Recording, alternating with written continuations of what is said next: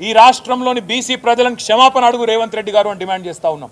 5.5% జనాభా తగ్గించి దాదాపు 22 లక్షల మందిని ఉన్నవాళ్లను లేనట్టుగా చిత్రీకరించే దుర్మార్గం ఏదైతే రేవంత్ రెడ్డి చేసిండో దానికోసం వెంటనే ఈ రాష్ట్రంలోని బీసీలను రేవంత్ రెడ్డి క్షమాపణ కోరాలని చెప్పి మేము డిమాండ్ చేస్తా ఉన్నాం.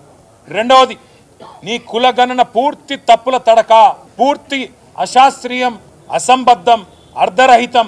ఈ మాట మేము మాత్రమే కాదు, రాష్ట్రంలోని బీసీ సంఘాలు అంటున్నాయి. స్వయంగా మీ కాంగ్రెస్ పార్టీ ఎమ్మెల్సీ కూడా ఇది చిత్తు కాగితంతో సమానం, దీన్ని కాలబెట్టినా తప్పులేదని కాలబెట్టింది. అందుకే మేము బీఆర్ఎస్ పార్టీగా డిమాండ్ చేస్తున్నాం, వెంటనే రీసర్వేకి ఆదేశించు. 15 రోజుల నెల రోజుల తీసుకొని వెంటనే రీసర్వేకి ఆదేశించి సరైన లెక్కలు తేల్చండి. మేమందరం కూడా చొరవ తీసుకుంటాం. మొన్న అన్నావు కదా, కేసీఆర్ పాల్గొనలే, కేటీఆర్ పాల్గొనలే, ఇంకొకరు పాల్గొనలేదని. మాకు మీరు ఏం చెప్పినారు మీ కులగనప్పుడు? మొదలు మీరు చెప్పింది ఏంది?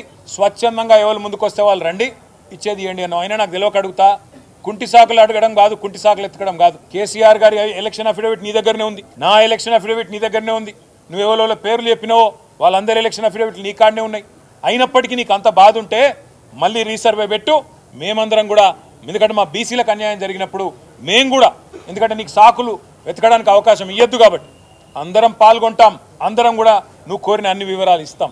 కానీ బీసీలకు అన్యాయం చేసి తప్పించుకునే ప్రయత్నం ప్రభుత్వం చేయొద్దని చెప్పి మేము డిమాండ్ చేస్తున్నాం. రీసర్వేకి ఆదేశించడంతో పాటు 42% రిజర్వేషన్ అని చెప్పి బీసీ డిక్లరేషన్లో ఏ మాట అయితే చెప్పినవో ఆ మాట ఖచ్చితంగా నిలబెట్టుకోవాలి. మొన్న నువ్వు అసెంబ్లీ పిలిచినప్పుడు మేము అనుకున్నాం చట్టబద్ధత కల్పిస్తావేమో, 42% రిజర్వేషన్ బిల్లు తెస్తావేమో అనుకున్నాం. నువ్వు బిల్లు తేలే, కేవలం సొల్లు మాత్రమే తెచ్చినావు. ఓ స్టేట్మెంట్ అని చెప్పి పట్టుకొచ్చినావు, ఏదో నిమిషం చదివినట్టు చేసినావు, అవతల పడ్డావు. అందుకే ఈ సొల్లు మాటలు కాదు, బిల్లు తీసుకురా, 42% రిజర్వేషన్ కల్పిస్తూ వెంటనే పెట్టు.